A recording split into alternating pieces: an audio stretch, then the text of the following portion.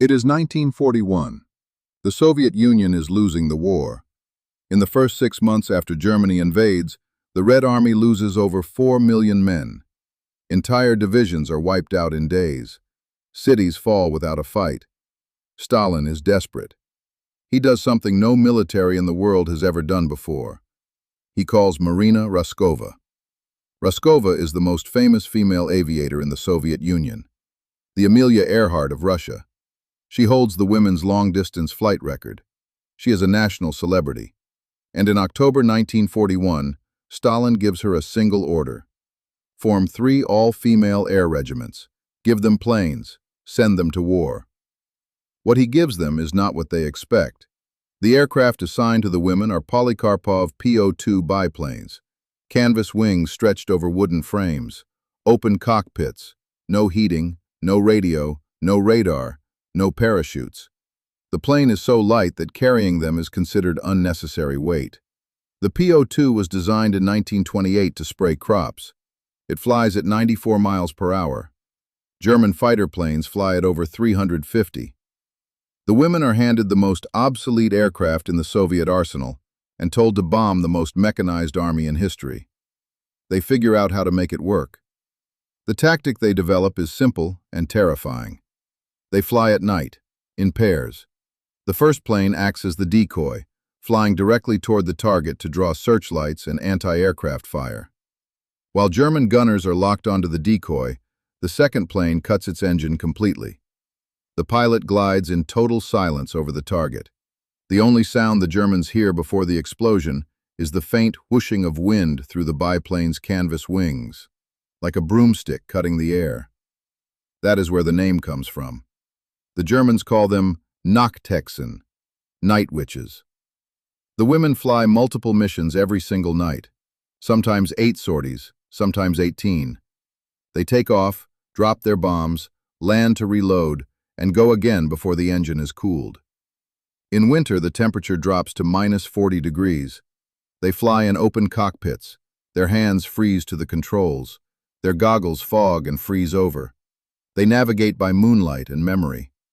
They fly anyway. The regiment is officially called the 588th Night Bomber Regiment, commanded by Major Yevdokia Bershanskaya, who is 26 years old. The average age of her pilots is 19. They come from universities, factories, and farms. Many lied about their age to enlist. None of them had ever seen combat before the night their first mission launched. Within months, they are the most feared unit on the Eastern Front. Germany issues a specific standing order. Any pilot who shoots down a night witch will receive the Iron Cross. That is how seriously they are taken. German fighter pilots develop new tactics specifically to hunt them. Pairs of Messerschmitts patrol at altitude, waiting for the sound of a biplane engine to cut out, the telltale sign that a night witch is gliding in on a target. Sometimes it works.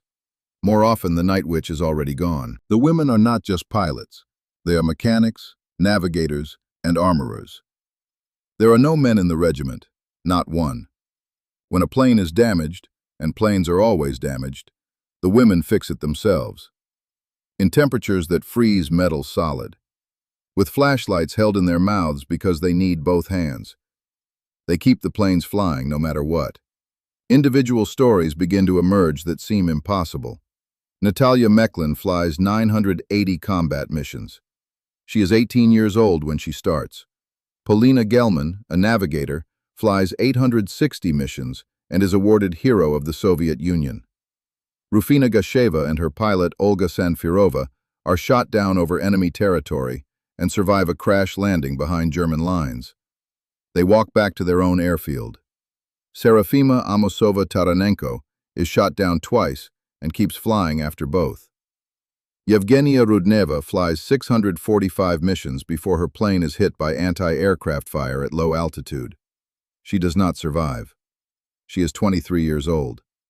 32 women from the regiment are killed during the war. Some are shot down over enemy territory and their bodies are never recovered. They are listed simply as missing. The regiment's most remarkable single night comes in 1943, over the Kuban bridgehead in southern Russia. In one night, one single night, The Night Witches fly 325 individual sorties.